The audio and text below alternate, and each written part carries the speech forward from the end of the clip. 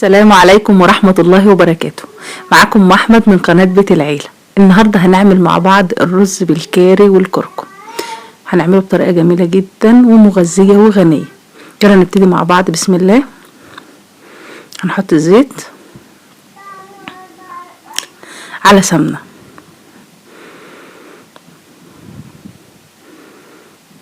بالشكل ده. نحط البصلة، بصلاية كبيرة متقطعة كده ترنشات صغيرة.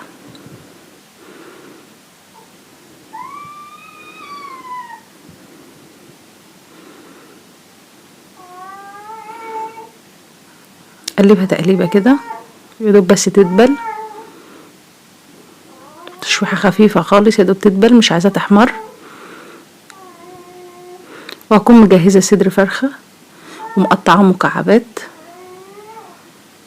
وهنزل بيه على طول على البصلة.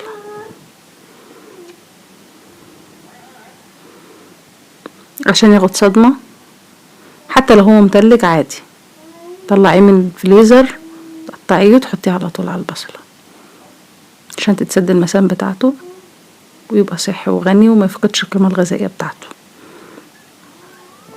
حط شوية فلفل اسمر،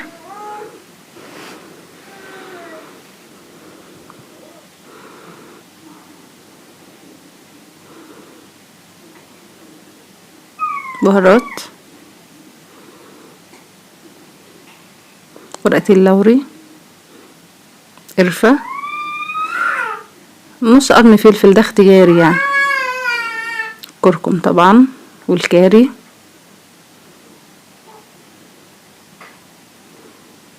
والملح بتاعي، واديهم تقليبه وانزل بالجزر مبشور. ده اختياري يا جماعه، اللي عايز يحط جزر مبشور مفيش مشكله، بس انا بعتبرها وجبه غنيه لو عندك طفل، يعني غنيه جدا. هننزل بالرز المقدار اللي انت عايزاه، دول 3 كوبايات.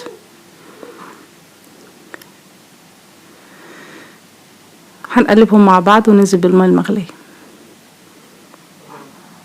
رز عادي خالص زي اللي بتعمليه في البيت، بس وجبه متكامله وسريع وسهل وما خدش مننا وقت.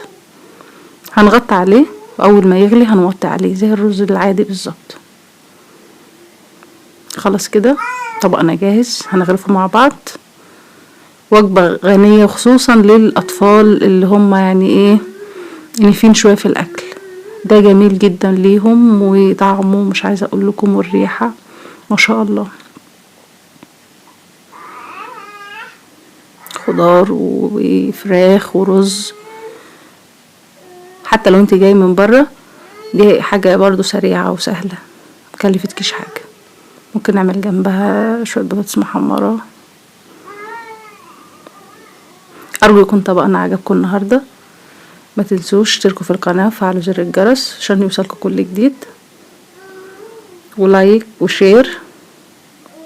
والى اللقاء في حلقه جديده من قناه بيت العيله، والسلام عليكم ورحمه الله وبركاته.